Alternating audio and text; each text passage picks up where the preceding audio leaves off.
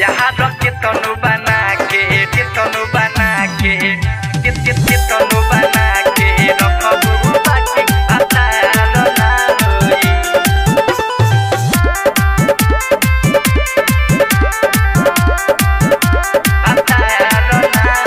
जंगला या खिड़की से लइकन के देख दिन रात देखी के आँख खूब सेक दिन रात देखी के आँख खूब सेक जंगला या खिड़की से लइकन के देख दिन रात देखी के आँख खूब सेक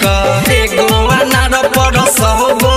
अब बीमार ना होई यहाँ रखे तनु बना के रखबू बाकी हतार ना होई यहाँ रखे तनु बना के रखबू बाकी हतार ना होई यहाँ रखे तनु बना के तनु बना के तनु बना के रखबू बाकी हतार ना होई के तनु तू करबे जादू मंत्र रे पगली यार भतर में होला अंतर रे पगली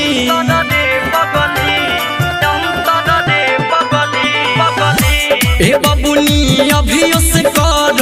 आदत में सुधार तनी को काहे कहरेलू लइकन के लाचार निमन को उखिया मकई में खेला जे खेलबू पारा चार ना होई यहाँ रखे तनु बना के रखबू बाकी हतार ना होई यहाँ रखे तनु बना के रखबू बाकी हतार ना होई यहाँ रखे तनु बना के तनु बना के तनु बना के रखबू बाकी हतार ना होई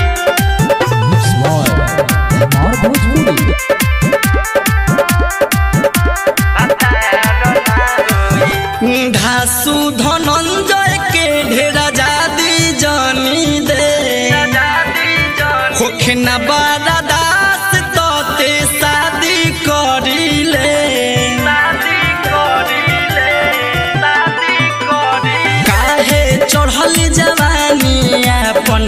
तू जियान करेलू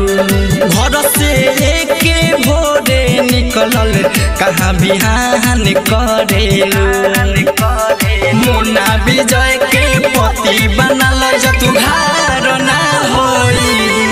यहाँ रखे तनु बना के रखबू बाकी हतार ना होई